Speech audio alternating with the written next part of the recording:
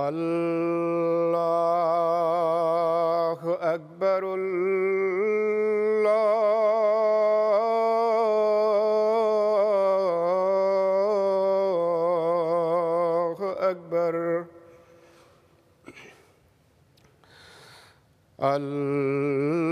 الله أكبر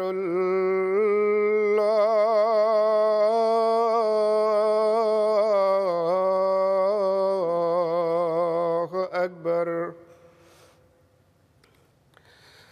أشهد أن لا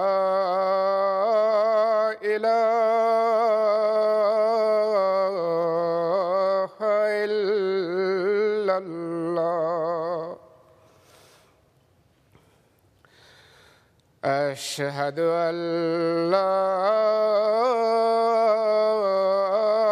إله إلا الله أشهد أن محمدًا رسول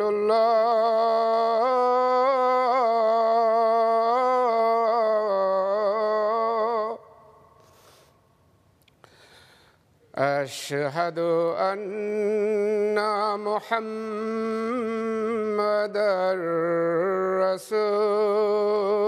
رسول الله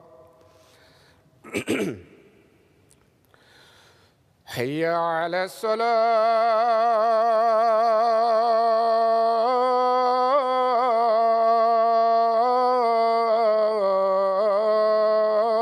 الصلاة حي على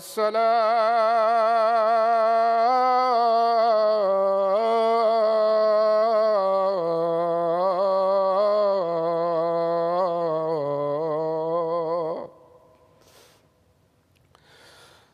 حي على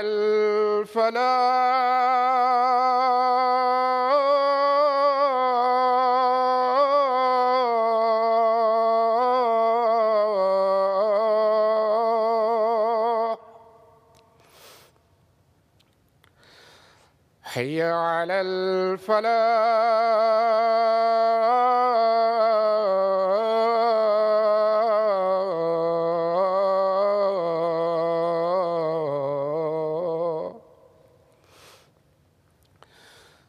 الله أكبر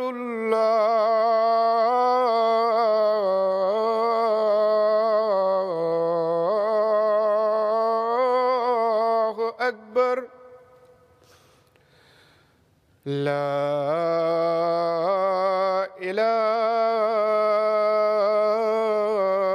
إلا الله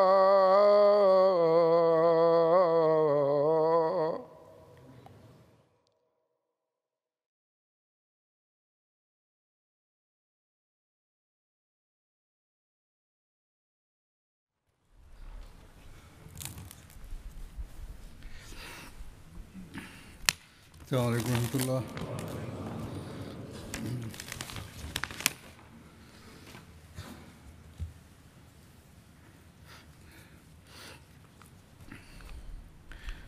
أشهد أن لا إله إلا الله وحده لا شريك له وأشهد أن محمدًا عبده ورسوله أما بعد فأعوذ بالله من الشيطان الرجيم بسم الله الرحمن الرحيم الحمد لله رب العالمين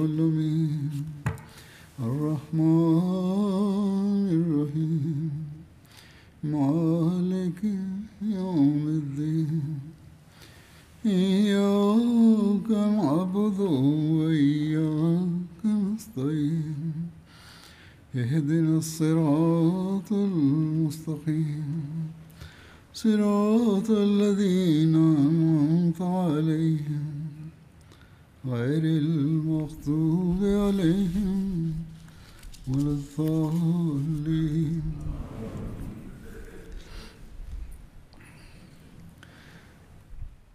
Sebagaimana telah dijelaskan dalam khutbah yang lalu, bahwa kunci Ka'bah berada di tangan Utsman bin Talha. Sebelum Fatah Mekah, ketika Fatah Mekah terjadi, pada saat itu, Hazrat Ali memohon untuk memperoleh kehormatan menjadi penjaga kunci Ka'bah dan juga sebagai sikayah, yaitu yang memberi minum air. Akan tetapi, ketika Rasulullah SAW keluar dari Ka'bah, beliau memanggil Utsman bin Talha dan mengembalikan kunci kepadanya serta bersabda, "Al-yaumu yaumu birrin wa wafain."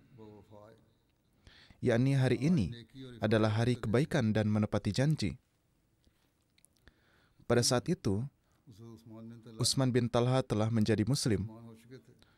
Rasulullah SAW sebelum hijrah pernah suatu kali meminta kunci Ka'bah dari Utsman bin Talha, namun ia menjawab dengan kata-kata yang buruk kepada Rasulullah SAW dan menggunakan bahasa yang sangat kasar. Rasulullah SAW pada saat itu bersikap sangat sabar dan bersabda, "Ya Utsmanu, la'allaka sataro hadzal miftaha yauman biyadi ad'uhu haitsu syi'tu." Wahai Utsman, ingatlah bahwa kunci ini suatu hari nanti akan berada di tanganku dan aku akan memberikannya kepada siapapun yang aku kehendaki. Utsman pada saat itu menjawab, "Jika waktu seperti itu tiba, maka itu akan menjadi waktu kehancuran dan kehinaan bagi suku Quraisy." Atas hal itu Rasulullah SAW bersabda, "Amarat wa uzzat yauma izin." Tidak demikian, melainkan pada hari itu justru akan menjadi hari kehormatan dan kemuliaan bagi kaum Quraisy. Semua perlakuan buruk yang dilakukan terhadap beliau sebelumnya pasti masih beliau ingat saat itu. Namun, meskipun demikian, beliau tetap menunjukkan sikap rahmat dan kasih sayang kepada semua orang tersebut. Dalam riwayat lain, Utsman bin Talha sendiri menuturkan, pada zaman jahiliyah, pada hari Senin dan Kamis, kami biasa membuka Ka'bah.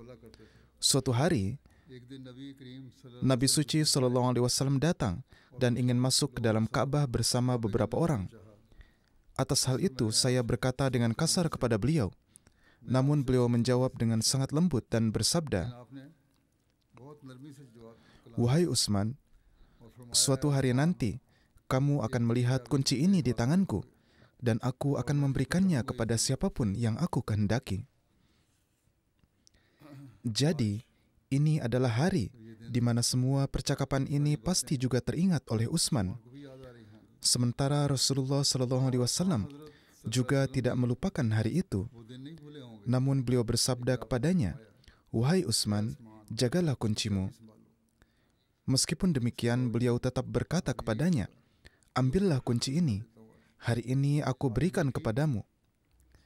Hari ini adalah hari kebaikan dan menepati janji. Ambillah kunci ini untuk selamanya. Hanya orang yang zalim saja yang akan merebutnya darimu. Dan ini akan tetap berada dalam keluargamu." Maka sampai hari ini, kunci Ka'bah masih berada dalam keluarga yang sama secara turun-temurun. Diriwayatkan bahwa pada hari kedua setelah Fatah Mekah, Banu Khuza'ah membunuh seorang laki-laki musyrik dari Banu Huzail. Maka Rasulullah SAW berdiri untuk berkhutbah setelah salat zuhur. Beliau SAW bersandar dengan menempelkan punggung beliau pada salah satu sisi Ka'bah. Dalam riwayat lain disebutkan bahwa beliau naik ke atas unta, lalu menyampaikan puji sanjung kehadirat Allah Ta'ala, lalu bersabda, "Wahai sekalian manusia, Allah Ta'ala telah menjadikan Mekah sebagai tanah suci sejak hari Dia menciptakan langit dan bumi, dan sejak hari Dia menciptakan matahari dan bulan, serta menegakkan kedua gunung ini, yaitu Safa dan Marwah.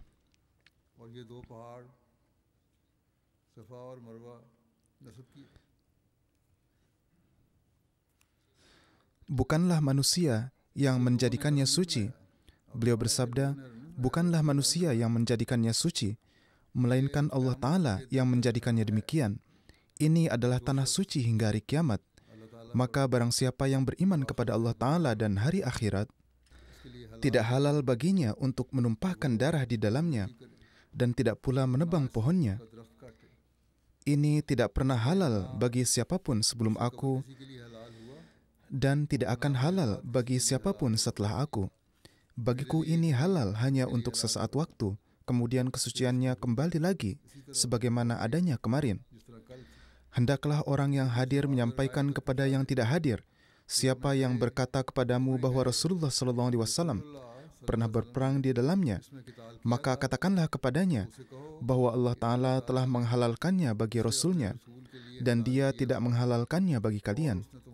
Wahai manusia, orang yang paling berani melawan Allah Ta'ala di antara manusia adalah orang yang membunuh di dalam Masjidil Haram, atau membunuh selain pembunuhnya, atau membunuh karena balas dendam darah di zaman jahiliyah. Wahai Banu Khuza'ah, hentikanlah pembunuhan. Kalian telah membunuh seorang laki-laki, dan aku akan membayar diatnya. Beliau SAW bersabda, aku akan memberikan diat sekarang. Ini adalah perjanjian. Barang siapa yang membunuh seseorang setelah jaminanku, maka keluarganya akan memiliki dua pilihan. Jika mereka mau, mereka boleh mengambil diat, dan jika mereka mau, mereka boleh membunuhnya. Kemudian Rasulullah SAW memberikan diat 100 ekor unta untuk orang yang dibunuh oleh Banu Khuza'ah. Beliau memberikan diat atas nama mereka. Pada hari-hari itu, juga terungkap rencana jahat Fudalah bin Umair untuk membunuh Rasulullah SAW. Dalam rinciannya disebutkan, pada hari Fatah Mekah, ada banyak orang yang di dalam hati mereka bergolak, tetapi mereka tidak berdaya.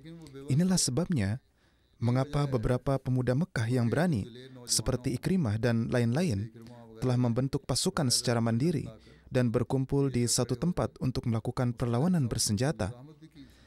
Salah satu orang yang memiliki pemikiran serupa adalah Fudalah bin Umair. Ia berkata, ketika Rasulullah SAW sedang melakukan tawaf di Ka'bah, aku juga bergabung dalam kerumunan itu dan berpikir bahwa begitu aku mendekati Rasulullah SAW, aku akan diam-diam menyerang dengan belati dan nauzubillah membunuh beliau SAW. Ia mengikuti beliau dengan niat tersebut. Begitu ia mendekat, Rasulullah SAW bersabda sambil melihatnya, kamu adalah Fudalah. Ia berkata, ya benar.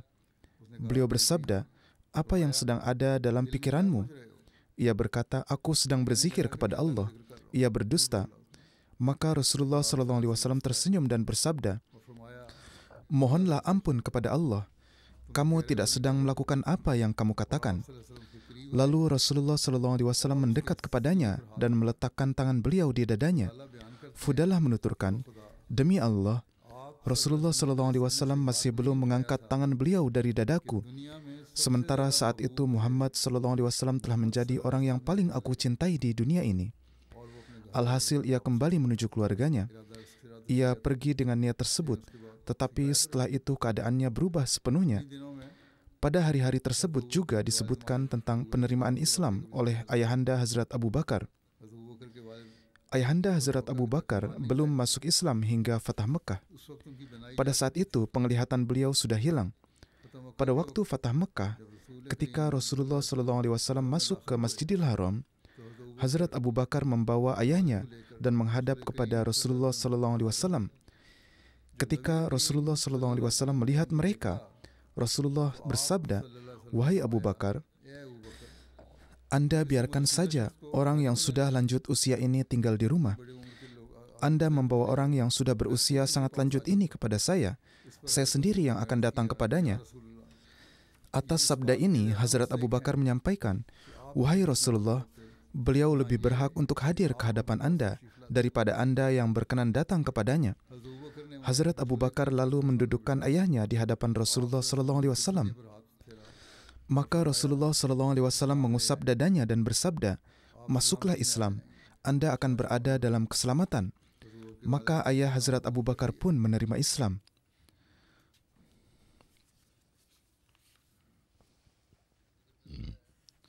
Suatu riwayat menyebutkan tentang santapan Rasulullah SAW di rumah Hazrat Ummi Hani. Diriwayatkan dari Hazrat Ibnu Abbas, Rasulullah SAW pada hari Fatah Mekah bersabda kepada Hazrat Ummi Hani, "Apakah kamu memiliki makanan yang bisa kami makan?" Ia menyampaikan, "Tidak ada apa-apa selain potongan-potongan roti kering, dan saya merasa malu untuk menyajikannya ke hadapan Anda." Rasulullah SAW bersabda, "Bawalah makanan itu saja." Beliau SAW merendam roti-roti itu dalam air, dan Hazrat Ummi Hani membawa garam. Beliau SAW bersabda, "Apakah ada kuah?" Hazrat Ummi Hani berkata, "Wahai Rasulullah, saya tidak memiliki apa-apa selain cuka." Beliau bersabda, "Bawalah cuka itu." Beliau SAW menuangkannya ke atas makanan dan menyantapnya, serta mengucapkan rasa syukur kepada Allah Ta'ala, kemudian bersabda, "Betapa baiknya cuka sebagai lauk. Wahai Ummi Hani, rumah yang memiliki cuka tidak akan menjadi miskin." Ini adalah ketinggian rasa syukur beliau, dan beliau juga menghibur hati Hazrat Ummi Hani. Inilah keadaan wujud yang menjadi fatih atau penakluk Mekah. Padahal segala sesuatu bisa diperoleh dari setiap rumah. Namun beliau pada saat itu mencukupkan diri dengan potongan-potongan roti kecil yang kering itu. Ketika Rasulullah SAW tiba di Mekah dan beliau melihat segala sesuatu di sana, terutama Ka'bah, dengan penuh kasih sayang, hal ini menimbulkan kekhawatiran di hati kaum Ansar. Jangan-jangan beliau akan menetap di sana. Pepatah terkenal mengatakan, "Ishq as hazar badgumani," yakni di mana ada suatu kecintaan, bersamanya ada banyak syakwa sangka. Orang yang mencintai senantiasa khawatir tentang kekasihnya setiap saat. Banyak pemandangan cinta dan kasih sayang serta kesetiaan yang terlihat pada saat Fatah Mekah. Di antaranya, ada satu pemandangan yang sangat suci dan menenteramkan yang dialami oleh pihak kaum Ansar Madinah. Hazrat Abu Hurairah menuturkan, Rasulullah SAW datang dan masuk ke Mekah. Lalu Rasulullah SAW mendekati Hajar Aswad dan melakukan istilam, yaitu mencium Hajar Aswad. Kemudian melakukan tawaf Baitullah, lalu naik ke Bukit Safa, di mana beliau melihat Baitullah. Dan beliau mengangkat kedua tangan dan mulai memanjatkan zikir kepada Allah Azza wa Jalla sebanyak yang Allah Ta'ala kehendaki agar beliau berzikir kepadanya dan terus berdoa kepadanya. Kaum Ansar berada di bawah beliau. Beliau berdoa dan memanjatkan puji sanjung kepada Allah dan berdoa sebanyak yang Tuhan kehendaki untuk berdoa. Melihat kesibukan Rasulullah SAW dan pemandangan-pemandangan luar biasa tentang perlakuan baik kepada penduduk Mekah, kaum Ansar menjadi tenggelam dalam pikiran-pikiran mereka sendiri. Mereka mulai berkata satu sama lain bahwa kecintaan terhadap tanah air dan kecintaan terhadap suku beliau telah menguasai beliau SAW, dan mungkin sekarang beliau akan tinggal di sini di kampung halaman beliau di antara sanak saudara beliau yang tercinta. Dan dengan memikirkan perpisahan dari Nabi SAW, mereka menjadi sedih. Hazrat Abu Hurairah menuturkan, ketika keadaan kaum Ansar seperti itu, maka pada saat itu wahyu turun kepada Rasulullah SAW. Dan ketika wahyu datang, maka hal itu tidak tersembunyi dari kami. Maka ketika wahyu itu turun, tidak seorang pun dari kami yang mengangkat pandangan ke arah Rasulullah SAW hingga wahyu itu selesai. Dan ketika wahyu selesai, maka Rasulullah SAW bersabda, "Wahai golongan Ansar." Mereka berkata, "Ya Rasulullah, kami hadir." Beliau bersabda, "Kalian memikirkan bahwa diri ini telah dikuasai oleh cinta terhadap tanah air?" Mereka berkata, "Memang demikian." Beliau bersabda, "Jika demikian, maka apa namaku? Aku adalah Muhammad, hamba Allah dan utusannya. Aku telah berhijrah kepada kalian karena Allah, dan kini hidup matiku ada bersama kalian. Mendengar ini, mereka sontak menangis sambil menghampiri beliau dan berkata, "Demi Allah, apapun yang kami katakan, kami mengatakannya karena kecintaan yang mendalam kepada Allah dan Rasul-Nya, serta karena takut perpisahan dari engkau." Rasulullah SAW bersabda, "Sesungguhnya Allah dan Rasul-Nya membenarkan perkataan kalian ini dan menerima alasan kalian." Hazrat Muslim Maud seraya menyebutkan peristiwa ini, menjelaskan, ketika Rasulullah SAW sedang sibuk dalam ibadah-ibadah terkait ziarah Ka'bah dan menunjukkan sikap pengampunan dan rahmat kepada kaum beliau, hati kaum Ansar mulai gelisah dan mereka saling berbisik satu sama lain bahwa mungkin hari ini mereka akan berpisah dengan Rasulullah karena Allah Ta'ala telah menaklukkan kota beliau melalui tangan beliau dan suku beliau telah beriman kepada beliau.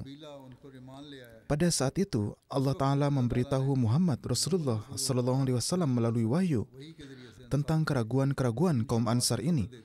Beliau mengangkat kepala, memandang ke arah kaum Ansar dan bersabda, "Wahai kaum Ansar, apakah kalian mengira bahwa Muhammad Rasulullah SAW akan terpikat oleh cinta kepada kotanya dan kecintaan kepada kaumnya akan menggoda hatinya?" Kaum Ansar berkata, "Ya Rasulullah, benar. Pikiran seperti itu telah terlintas di hati kami." Beliau bersabda, "Tahukah kalian siapa namaku?" Maksudnya adalah bahwa aku disebut sebagai hamba Allah dan Rasul-Nya. Lalu bagaimana mungkin aku meninggalkan kalian yang telah mengorbankan nyawa kalian di saat agama Islam dalam keadaan lemah dan berhijrah ke tempat lain? Kemudian beliau bersabda, "Wahai kaum Ansar, hal seperti itu tidak akan pernah terjadi. Aku adalah hamba Allah dan Rasul-Nya. Aku telah meninggalkan tanah airku demi Allah, dan setelah itu sekarang aku tidak dapat kembali lagi ke tanah airku. Hidupku telah terikat dengan hidup kalian, dan kematianku telah terikat dengan kematian kalian." Penduduk Madinah setelah mendengar sabda beliau ini dan melihat kasih sayang beliau serta kesetiaan beliau, mereka maju sembari menangis dan berkata, "Wahai Rasulullah, demi Allah, kami telah berprasangka buruk terhadap Allah dan Rasul-Nya. Sesungguhnya hati kami tidak dapat menahan pikiran bahwa Rasul Allah akan meninggalkan kami dan kota kami untuk pergi ke tempat lain." Beliau SAW bersabda, "Allah dan Rasul-Nya telah menganggap kalian baik dan telah membenarkan keikhlasan kalian." Ketika percakapan yang penuh dengan cinta dan kasih sayang ini berlangsung antara Muhammad Rasulullah SAW dan penduduk Madinah, jika mata penduduk Mekah tidak meneteskan air mata, maka hati mereka pasti meneteskan air mata karena berlian berharga ini, yang mana tidak ada sesuatu yang lebih berharga lagi darinya yang telah lahir di dunia ini, yang sebelumnya telah diberikan Allah kepada mereka, namun mereka mengeluarkannya dari rumah-rumah mereka dan membuangnya. Dan sekarang ketika dia kembali ke Mekah dengan karunia Allah dan pertolongannya, sesungguhnya dia akan meninggalkan Mekah dengan kehendaknya dan keinginannya sendiri karena kesetiaannya terhadap janji dan kembali ke Madinah.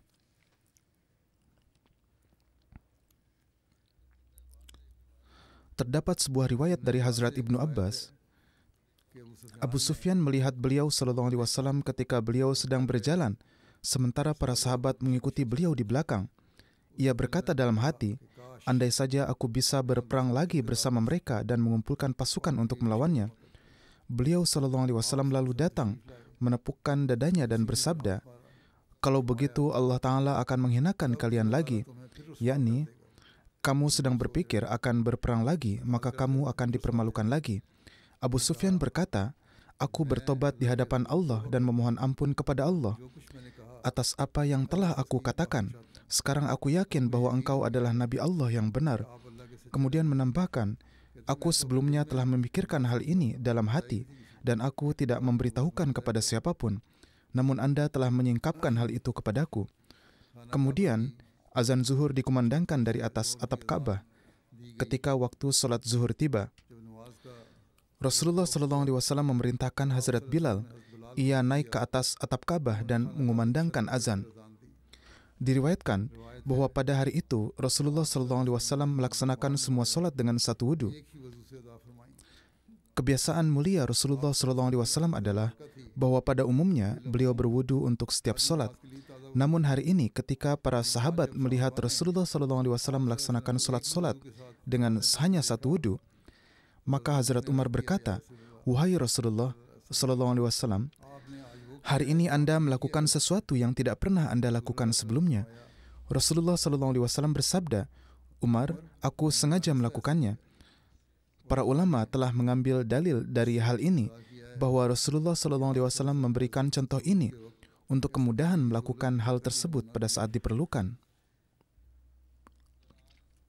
Di waktu ini, beliau juga mengambil baiat umum yang rinciannya telah saya tulis. Diriwayatkan dari Hazrat Aswad bin Khalaf bahwa dia melihat Rasulullah SAW pada hari Fatah Makkah. Beliau sedang mengambil baiat dari orang-orang. Beliau duduk di dekat suatu tempat yang merupakan sebuah gundukan di bagian bawah Makkah dan mengambil baiat dari orang-orang untuk masuk Islam. Semua orang, tua muda, laki-laki serta wanita datang ke hadapan beliau. Beliau mengambil baiat dari mereka untuk beriman kepada Allah dan bersaksi bahwa tidak ada Tuhan selain Allah dan Muhammad SAW adalah hamba dan utusannya. Ibnu Jarir Tabari menyebutkan, orang-orang berkumpul di Mekah untuk melakukan baiat kepada beliau untuk memeluk Islam. Beliau duduk di Bukit Safa, sedangkan Hazrat Umar berada di bawah. Beliau mengambil baiat dari orang-orang dengan syarat bahwa mereka akan mendengarkan dan mentaati Allah dan Rasul-Nya sesuai kemampuan mereka. Ketika kaum laki-laki selesai baiat, Rasulullah SAW mengambil baiat dari para wanita. Di antara wanita-wanita tersebut terdapat Hindun, istri Abu Sufyan yang mengenakan cadar. Ia khawatir bahwa Rasulullah SAW akan menanyakan tentang perlakuan yang pernah ia lakukan terhadap Hazrat Hamzah. Ia takut jangan-jangan karena hal itu ia akan ditangkap. Ketika para wanita tersebut hadir di hadapan Rasulullah SAW, beliau bersabda, "Berbaiatlah kepadaku atas hal bahwa kalian tidak akan menyekutukan Allah dengan sesuatu apapun, bahwa kalian tidak akan mencuri." Hindun berkata, "Demi Allah, aku terkadang mengambil sesuatu dari harta Abu Sufyan. Aku tidak tahu apakah hal itu halal atau haram bagiku." Abu Sufyan hadir di sana dan mendengarkan. Ia berkata, "Apa yang telah kamu ambil dari harta di masa lalu telah halal bagimu. Semoga Allah memaafkanmu." Rasulullah SAW seraya mengenali Hindun bersabda, "Apakah kamu adalah Hindun binti Utbah?" Ia berkata, "Ya, tetapi maafkanlah apa yang telah terjadi sebelumnya." Maksudnya adalah memaafkan apa yang telah dia lakukan terhadap Islam dan wujud mulia beliau. Kemudian beliau SAW bersabda, "Kalian berjanji tidak akan berbuat zina." Hindun berkata, "Apakah wanita merdeka juga berbuat zina?" Kemudian beliau bersabda, "Kalian berjanji tidak akan membunuh anak-anak kalian."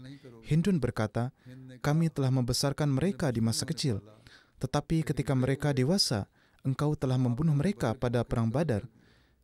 Engkau yang tahu atau mereka?" Mendengar ini, Rasulullah SAW dan Hazrat Umar tersenyum. Kemudian beliau SAW bersabda, "Kalian berjanji tidak akan membuat tuduhan palsu yang kalian buat-buat di hadapanmu." Hindun berkata, "Membuat tuduhan palsu adalah perbuatan yang sangat buruk, dan ada beberapa dosa yang bahkan lebih buruk dari itu." Kemudian beliau SAW bersabda, "Kalian berjanji tidak akan mendurhakaiku dalam hal-hal yang ma'ruf." Dalam satu riwayat disebutkan bahwa Hindun binti Utbah menyadari bahwa ia telah berada dalam kesesatan, maka ia berkata kepada suaminya Abu Sufyan, "Aku ingin berbaiat kepada Muhammad SAW." Abu Sufyan dengan heran berkata, "Sampai hari ini kamu terus menolak.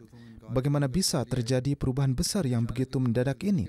Hindun berkata, "Demi Allah, pada hari Fatah Mekah, aku telah melihat kaum muslim tengah beribadah bersama Muhammad SAW. Dan sepanjang malam, para sahabat Muhammad SAW terus beribadah di Ka'bah sedemikian rupa, sehingga ada yang dalam keadaan berdiri, ada yang dalam keadaan ruku, dan ada yang dalam keadaan sujud. Aku belum pernah melihat siapapun beribadah seperti ini hingga hari ini." Abu Sufyan berkata, "Pergilah bersama seorang dari kaummu." Maka ia pergi kepada Hazrat Umar. yakni jika hendak menemui Rasulullah SAW, maka pergilah kepada seseorang dari kaummu. Hindun pergi kepada Hazrat Umar dan bersama Hazrat Umar menghadap Rasulullah SAW dan menyampaikan peristiwa dirinya menerima Islam. Setelah menerima Islam, ia pulang ke rumah dan memecahkan berhala yang ada di rumahnya hingga berkeping-keping dan berkata, "Karena kamu, kami terus tertipu." Dalam riwayat lain disebutkan bahwa setelah menerima Islam, Hindun datang kepada Rasulullah SAW dan berkata, "Segala puji bagi Allah yang telah memenangkan agamanya yang telah Dia ridai untuknya. Apakah aku dapat memperoleh sebagian dari rahmatmu, wahai Rasulullah? Aku adalah wanita yang telah beriman kepada Allah dan membenarkannya." Beliau SAW bersabda, "Selamat datang bagimu." Hindun berkata, "Wahai Rasulullah, aku sebelumnya tidak menginginkan siapapun dari penghuni kemah-kemah di muka bumi ini untuk lebih hina daripada kemahmu. Tetapi sekarang bagiku kehormatanmu lebih berharga daripada kehormatan seluruh penghuni kemah di muka bumi." Hazrat Hindun setelah menerima Islam mengungkapkan kecintaan dan ketulusannya kepada Rasulullah SAW dengan cara memanggang 2 ekor kambing muda dan mengirimkannya melalui hamba sahaya wanita untuk dipersembahkan kepada beliau. Hamba sahaya itu datang kepada Rasulullah dan berkata, "Majikanku telah mengirim ini untuk mengkhidmatimu. Daging telah dipanggang dan dikirim." Dan ia meminta maaf sambil berkata bahwa hari-hari ini anak-anak kambing kami sedikit, karena itu aku hanya mengirim 2 ekor. Beliau SAW bersabda, "Semoga Allah Ta'ala memberkahi kambing-kambingmu dan anak-anaknya." Kemudian hamba sahaya ini menuturkan, "Demi Allah, aku telah melihat jumlah kambing dan anak-anak mereka yang begitu banyak, yang belum pernah kulihat sebelumnya." Hazrat Hindun berkata bahwa ini adalah berkat doa Rasulullah SAW. Hazrat Muslih Maud menyebutkan peristiwa Baiat Hindun, istri Abu Sufyan, sebagai berikut. Dia adalah wanita yang sama yang telah menyuruh memutilasi Hazrat Hamzah. Beliau telah menganggap pantas agar ia diberi hukuman atas perbuatan zalim dan tindakan yang bertentangan dengan kemanusiaan itu. Pada saat itu, yaitu Fatah Mekah, perintah pardah telah diturunkan. Ketika para wanita datang untuk baiat, Hindun juga datang dengan mengenakan cadar dan ia melakukan baiat. Ketika telah sampai pada kalimat bahwa tidak akan melakukan syirik, karena ia memiliki sifat yang sangat cerdas, ia berkata, "Wahai Rasulullah, apakah kami masih akan melakukan syirik? Anda sebelumnya sendiri, dan kami telah menghadapi Anda dengan seluruh kekuatan dan tenaga kami. Jika Tuhan-Tuhan kami benar, mengapa Anda berhasil? Mereka terbukti sama sekali tidak berguna dan kami kalah." Rasulullah SAW bersabda, "Apakah ini Hindun?" Beliau mengenali suaranya, karena bagaimanapun juga mereka adalah kerabat. Hindun berkata, "Wahai Rasulullah, sekarang aku telah menjadi Muslim. Sekarang Anda tidak memiliki hak untuk membunuh saya." Rasulullah SAW tersenyum dan bersabda, "Iya, sekarang tidak ada lagi tuntutan atasmu." Intinya, kaum yang dulunya mengira bahwa beliau SAW telah menghancurkan semua Tuhan dan mengadakan satu Tuhan, di tengah mereka kini telah terjadi perubahan yang begitu besar, sehingga seorang wanita seperti Hindun berkata bahwa apakah ada yang bisa mengatakan bahwa Tuhan tidak satu? Ada sebuah peristiwa yang terdapat di hari-hari baiat ini. Seorang pria datang ke hadapan Rasulullah SAW untuk melakukan baiat, dan ia gemetar karena takut melihat keagungan dan kemuliaan Rasulullah SAW. Rasulullah SAW menenangkannya sambil bersabda, "Jangan takut," dan dengan menunjukkan kerendahan hati beliau bersabda, "Saya bukanlah seorang raja. Saya adalah putra dari seorang wanita yang biasa memakan daging kering di Mekah."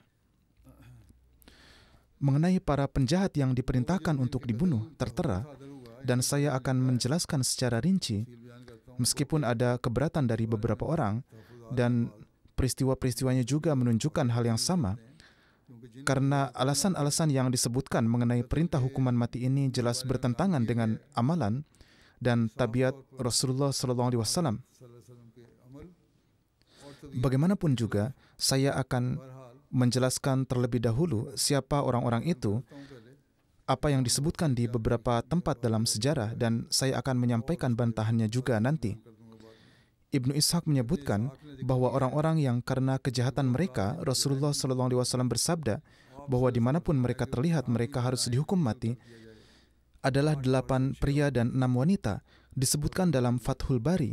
Dalam Sirah Halabiyah disebutkan bahwa mereka berjumlah 11 orang.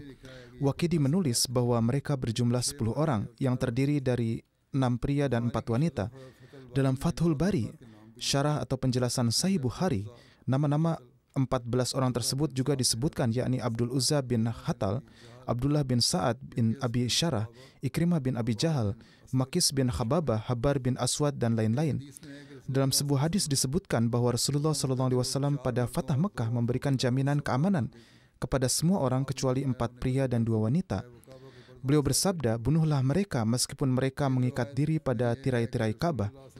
Dalam satu riwayat disebutkan bahwa Rasulullah SAW pada Fatah Mekah telah memberikan jaminan keamanan kepada semua orang kecuali 4 orang tersebut. Keempat orang tersebut adalah Abdul Uzza bin Khatal, Makis bin Khababah, Abdullah bin Sa'ad bin Abi Syarah, dan Ummu Sarah.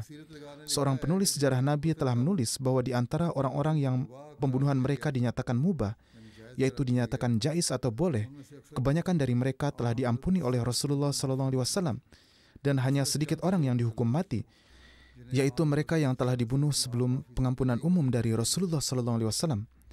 Hazrat Muslim Maud telah menulis pendapat beliau mengenai hal ini sebagai berikut. Hanya ada 11 pria dan 4 wanita yang terbukti melakukan pembunuhan yang sangat zalim dan fitnah.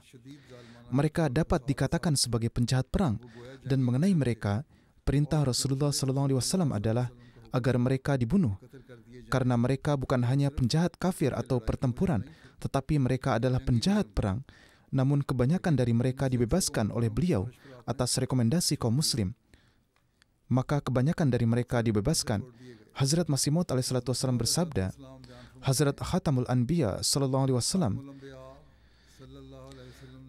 setelah sepenuhnya menaklukkan penduduk Mekah dan orang-orang lainnya, serta setelah melihat mereka berada di bawah pedang, kemudian mengampuni dosa mereka dan hanya menghukum beberapa orang saja, yang untuk menghukum mereka telah datang perintah yang pasti dari sisi Allah Ta'ala, yang mengenai mereka Allah Ta'ala telah berfirman dengan jelas, dan selain dari para terkutuk azali tersebut, dosa setiap musuh telah diampuni. Jadi orang-orang yang dihukum mati, alasan-alasan mereka juga telah dijelaskan dalam sejarah. Meski bagaimanapun juga saya akan menyebutkannya, tetapi alasan-alasannya memang tidak memuaskan. Tertulis bahwa nama yang pertama adalah Abdul Uzza bin Khatal. Ia sebelumnya telah menerima Islam. Rasulullah SAW telah menamai dia Abdullah, dan ia telah berhijrah ke Madinah. Beliau mengirimnya untuk mengumpulkan zakat. Bersamanya ada seorang laki-laki dari Banu Khuza'ah yang memasak makanan untuknya dan melayaninya. Kedua orang ini berkemah di suatu tempat di mana orang-orang berkumpul untuk memberikan zakat. Ibnu Khatal memerintahkan orang Khuzai itu untuk menyiapkan makanan dan dia sendiri tidur pada waktu siang. Ketika ia bangun, orang Khuzai itu masih sedang tidur dan tidak menyiapkan apa-apa. Ibnu Khatal membunuhnya dengan pedang dan murtad dari Islam lalu melarikan diri ke Mekah. Ia menyebarkan syair-syair yang mencela Rasulullah SAW. Hazrat Anas meriwayatkan, Rasulullah SAW pada hari Fatah Mekah masuk ke Mekah dengan memakai topi besi di kepala. Kemudian beliau melepaskannya. Seseorang laki-laki datang menghadap beliau.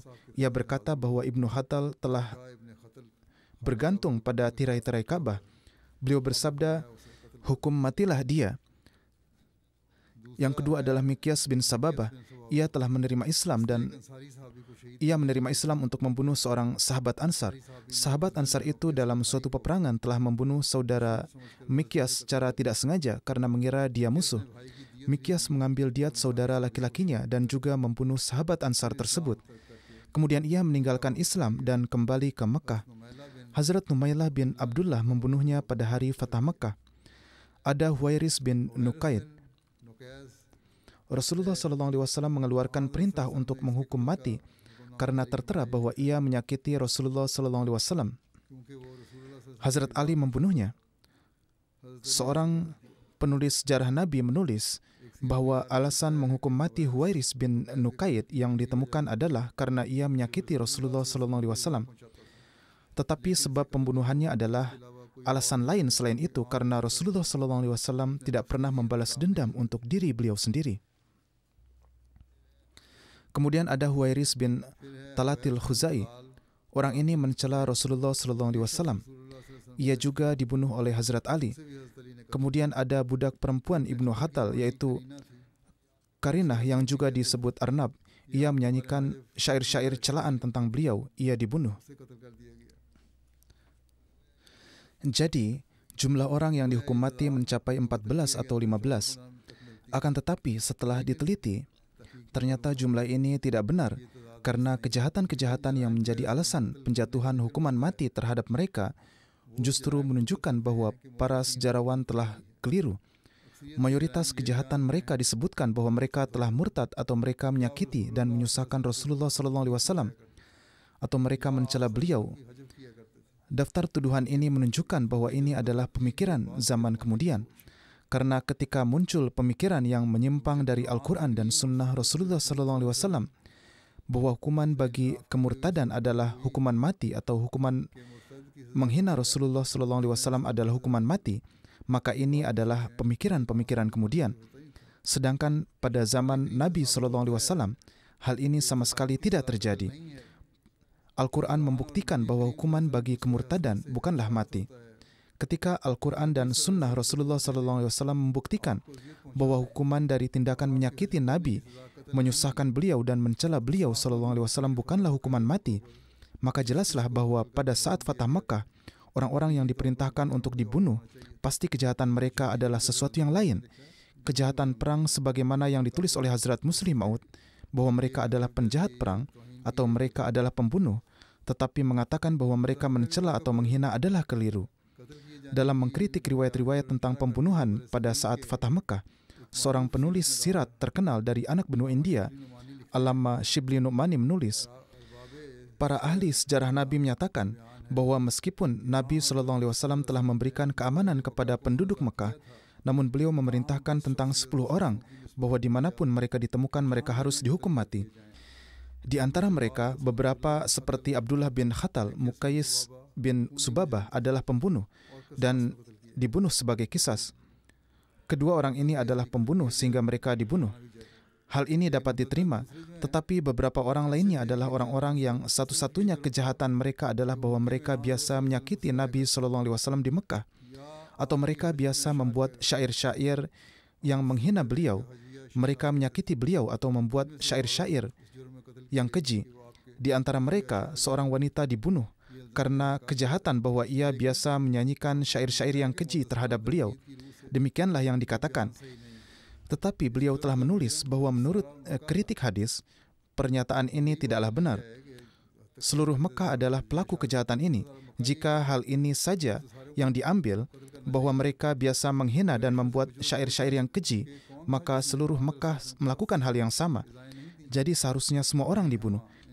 Di antara suku Quraisy, kecuali 2 atau 3 orang, siapa yang tidak memberikan penderitaan yang sangat berat kepada Rasulullah? Meskipun demikian, kepada orang-orang inilah disampaikan kabar gembira, antum at-tulaqo, yakni kalian adalah orang-orang yang bebas.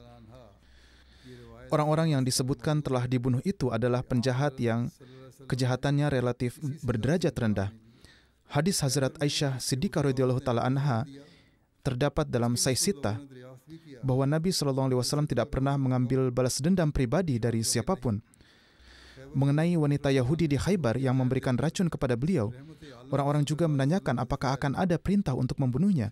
Beliau bersabda bahwa tidak. Jika di negeri kafir Khaybar, seorang wanita Yahudi yang memberikan racun dapat selamat melalui kemurahan hati Sang Rahmatan lil Alamin SAW, maka bagaimana mungkin di tanah suci penjahat yang kejahatannya lebih rendah darinya dapat terhindar dari pengampunan Rasulullah SAW? Jika seseorang tidak puas dengan penalaran, maka dari segi riwayat pun peristiwa ini menjadi sama sekali tidak dapat dipercaya. Jika kalian tidak melakukan penilaian dengan akal sekalipun, maka riwayat itu juga salah, karena dalam Sahih Bukhari hanya disebutkan pembunuhan Ibnu Khatal dan umumnya disepakati bahwa ia dibunuh sebagai qisas. Pembunuhan Mikyas juga merupakan qisas syar'i. Adapun orang-orang lain yang disebutkan terkait perintah pembunuhan karena mereka pernah menyakiti Rasulullah SAW pada suatu masa, riwayat-riwayat tersebut hanya sampai kepada Ibnu Ishaq saja. Artinya, Menurut kaidah hadis, riwayat tersebut adalah munqati atau terputus dan tidak dapat diandalkan. Riwayat yang paling dapat dipercaya adalah yang berasal dari riwayat Abu Daud yang menyebutkan bahwa Rasulullah SAW bersabda pada hari Fatah Mekah bahwa 4 orang tidak dapat diberi jaminan keamanan dimanapun. Abu Daud setelah meriwayatkan hadis ini menulis bahwa ia tidak mendapat sanad riwayat ini sebagaimana yang seharusnya. Dalam kitab-kitab lain juga disebutkan mengenai riwayat-riwayat Abu Daud ini bahwa riwayat-riwayat tersebut adalah lemah. Tidak diragukan lagi bahwa beberapa pemimpin Quraisy yang menjadi pelopor penentang Islam, mereka melarikan diri dari Mekah setelah mendengar kabar kedatangan Rasulullah SAW. Namun ini hanyalah dugaan Ibnu Ishaq bahwa mereka melarikan diri karena telah diperintahkan untuk dihukum mati.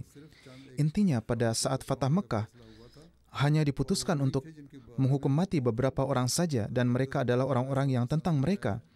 Sang hakaman adalan, hakim yang adil, Hazrat Masih Maud alaihissalam telah bersabda bahwa hanya beberapa orang inilah yang dihukum, yaitu mereka yang untuk menghukumnya telah turun perintah yang pasti dari sisi Allah Ta'ala, yaitu mereka adalah 3-4 orang itu, dan kecuali para terkutuk abadi tersebut, dosa setiap musuh telah diampuni. Maka inilah hakikatnya. Oleh karena itu mengatakan bahwa sekian banyak orang telah dihukum mati karena mereka adalah penyair yang keji yang menghina kerasulan. Semua ini adalah ucapan yang keliru. Sisanya insya Allah akan dijelaskan. Keadaan dunia juga sudah jelas bagi Anda semua.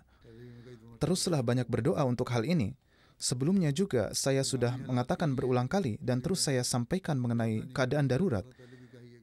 Apapun yang saya ingatkan untuk keadaan darurat, sebelumnya juga sudah saya sampaikan berulang kali bahwa untuk keadaan darurat, orang-orang harus menyimpan persediaan makanan beberapa bulan di rumah mereka bagi yang mampu.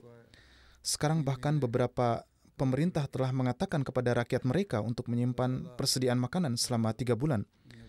Semoga Allah Ta'ala bagaimanapun juga mengasihi dunia ini dan menyelamatkan dari keadaan perang yang berbahaya dan menakutkan.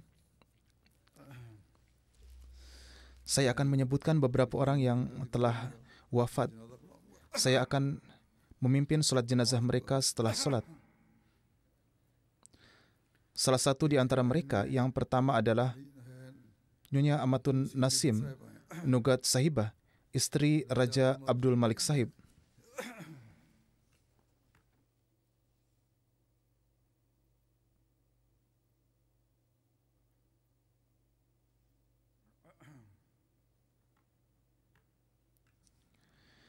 Beliau telah wafat beberapa hari yang lalu pada usia 70 tahun. Inna lillahi wa inna ilaihi raji'un. Almarhumah adalah Musia. Beliau adalah cucu perempuan Hazrat Mirza Syarif Ahmad Sahib radhiyallahu ta'ala anhu. Beliau adalah cicit perempuan Hazrat Nawab Amatul Hafiz Begum Sahibah radhiyallahu ta'ala anha. Beliau adalah putri Kolonel Mirza Daud Ahmad Sahib. Beliau menghabiskan waktu yang cukup lama tinggal di Amerika. Di sana juga selama sekitar 10 tahun beliau mendapat taufik untuk berkhidmat sebagai sekretaris mal dan sekretaris Diafat Lajnah. Putri beliau Aminah mengatakan bahwa beliau sangat teratur dalam memberikan sedekah. Beliau memberikan dengan sembunyi-sembunyi dan setelah periode waktu yang singkat beliau secara khusus memberikan sedekah secara teratur dan membagikannya kepada orang-orang yang miskin. Beliau juga memberikan bantuan keuangan. Beliau juga membantu membangun rumah dan memberikannya kepada orang-orang yang miskin. Putri beliau mengatakan, suatu malam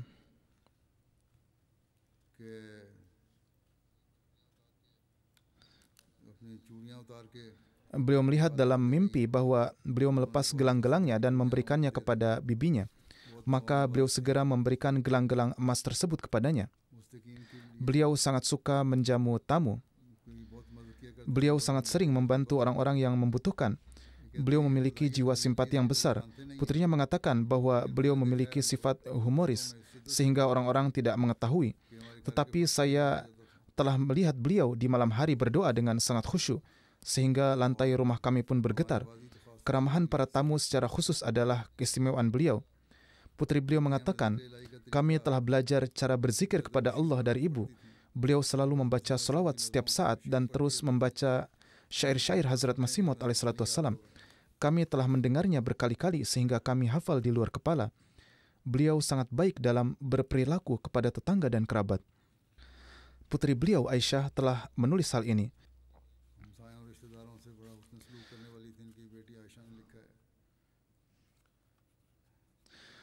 Keponakannya telah menulis bahwa beliau biasa membantu dengan sembunyi-sembunyi dan Allah Ta'ala juga terkadang memberitahu beliau untuk membantu seseorang. yakni anak seseorang akan menikah maka bantulah dia. Maka segera beliau mengirimkan 100.000 rupiah kepadanya.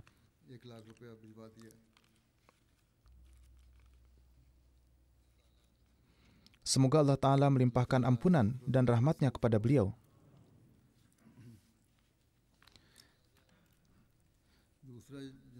Jenazah kedua yang akan disebutkan adalah Mukarram Al-Haj Yaqub Ahmad bin Abu Bakar Sahib. Beliau adalah mantan Kepala Sekolah Ahmadiyah Senior High School dan Sekretaris Tabligh Nasional Ghana. Beliau wafat beberapa hari yang lalu di usia 63 tahun dalam suatu kecelakaan. Inna lillahi wa inna ilaihi roji'un. Almarhum adalah seorang musi. Mankesim adalah suatu kota di Ghana. Ketika pergi ke sana, mobilnya bertabrakan dengan sebuah truk trailer dan beliau mengalami cedera kepala yang akibatnya beliau wafat. Inna lillahi wa inna ilaihi roji'un. Beliau meninggalkan 2 istri, 4 anak, ibu, 1 saudara perempuan dan 1 saudara laki-laki. Setelah menempuh pendidikan dasar, beliau masuk ke Jamiah yaitu Ahmadiyah Missionary Training College yang ada di South Pond, Ghana, dan setelah lulus dari sana kemudian beliau ditugaskan untuk pengkhidmatan di lapangan di berbagai tempat. Kemudian beliau dimasukkan oleh jemaat ke University of Ghana di mana beliau meraih gelar dalam administrasi bisnis. Dan setelah mendapat gelar di sana, beliau juga mendapat tawaran menjadi PNS atau pegawai negeri sipil, akan tetapi beliau menolaknya karena beliau adalah seorang wakaf zindagi dan beliau adalah sosok yang senantiasa bekerja dengan semangat wakaf. Meskipun beliau pergi ke sekolah pemerintah dan didanai oleh pemerintah, tetapi itu tetap sekolah jemaat. Di sana beliau menjadi kepala sekolah setelah menyelesaikan pendidikannya. Di sekolah-sekolah Ahmadiyah di Swaga dan Kumasi, beliau terus berkhidmat sebagai kepala sekolah. Dan orang-orang di sana selalu mengenang beliau, baik pihak administrasi maupun pejabat pemerintah maupun para siswa.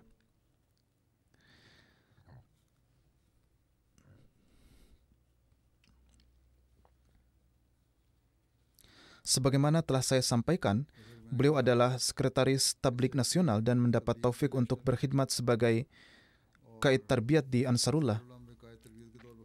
Beliau adalah seorang tokoh yang banyak keilmuannya dan mendapat kehormatan dan kesempatan untuk menjadi anggota beberapa komite besar di Departemen Pendidikan. Beliau adalah Presiden CHAS, yaitu Conference of Head of Assisted Secondary School yang ada di Ghana. Ini adalah suatu dewan. Beliau adalah anggota Dewan Universitas KNUST, yaitu Kwame Nkrumah University of Science and Technology. Beliau adalah anggota Dewan GTEC, Ghana Territory Education Commission. Beliau adalah anggota Dewan WAEC, West African Examination Council. Beliau adalah Sekretaris Jenderal ACP yang merupakan African Confederation of Principals. Beliau adalah Sekretaris Jenderal mereka. Atas kewafatannya, Asosiasi Kepala Sekolah Afrika Selatan menyatakan duka mendalam dan menulis bahwa beliau sangat berprinsip dan kepemimpinan beliau sangatlah tinggi. Beliau senantiasa berkata, Inti dari keberhasilan saya adalah keterikatan pada agama dan hubungan yang erat dengan Khilafat Ahmadiyah. Beliau adalah seorang suami dan ayah yang sangat penyayang. Beliau adalah gambaran dari keimanan, kedisiplinan, dan kasih sayang bagi keluarga. Pada bulan Ramadan, beliau berulang kali menghatamkan Al-Quran. Beliau selalu mengingatkan anggota keluarga untuk beribadah. Dalam dirinya terdapat kepemimpinan, kemampuan kepemimpinan yang memiliki tingkat tinggi, tetapi juga disertai kerendahan hati, dan beliau mengkhidmati dengan sangat jujur.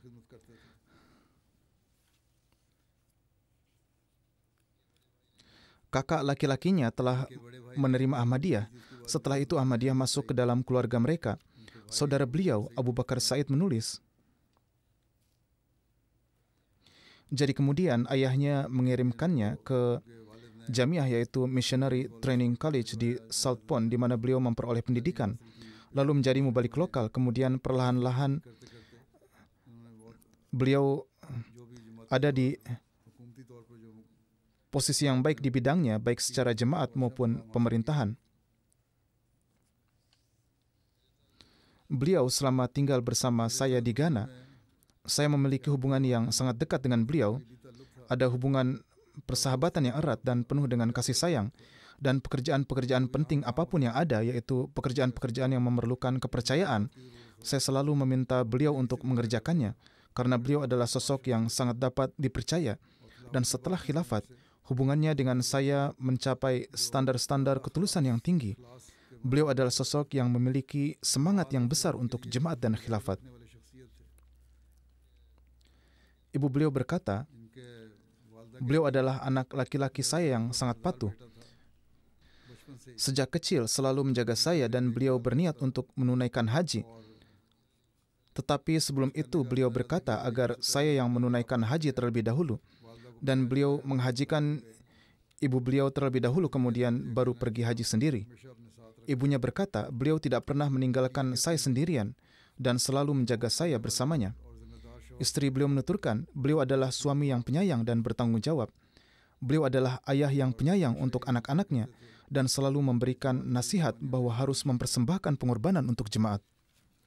Anak laki-lakinya menulis, beliau selalu menegakkan keimanan dan kejemaatan kami di atas fondasi yang kokoh. Beliau mengajarkan pentingnya keterikatan dengan agama dan memberikan bimbingan di setiap langkah. Putranya menuturkan, keimanan beliau adalah pelita penerang bagi seluruh keluarga kami. Beliau juga membangunkan kami untuk sholat subuh dan tahajud. Dan terutama di bulan Ramadan, beliau sangat memperhatikan hal ini, serta berpuasa setiap hari Senin dan Kamis. Putranya menuturkan, hati beliau dipenuhi dengan kerendahan hati yang besar. Beliau memperlakukan setiap orang dengan hormat, meskipun orang itu adalah bawahannya. Beliau adalah sosok yang sangat ramah. Saudara beliau, Said bin Abu Bakar, berkata, setelah ayah meninggal dunia, beliau mengasuh saya dan membesarkan saya seperti ayah kandung yang sesungguhnya, merawat saya dan mendidik saya. Beliau mengingatkan saya untuk melaksanakan sholat dan memenuhi segala kebutuhan saya dalam berbagai hal. Semoga Allah Ta'ala menganugerahkan ampunan dan rahmatnya kepada beliau, serta menjadikan anak keturunan beliau menjadi orang-orang yang setia dan terus maju dalam kebaikan-kebaikan seperti halnya beliau.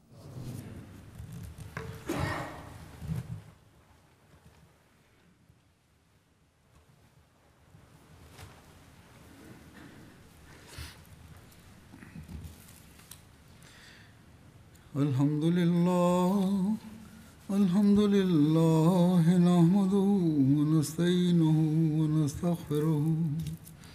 ونؤمن به ونتوكل عليه ونعوذ بالله من شرور أنفسنا ومن سيئات أعمالنا من يهده الله فلا مضل له ومن يضلل فلا هادي له ونشهد أن لا إله إلا الله ونشهد أن محمدا عبده ورسوله عباد الله رحمكم الله إن الله يأمر بالعدل والإحسان وإيتاء ذي القربى وينهى عن الفحشاء والمنكر والبغي يعظكم لعلكم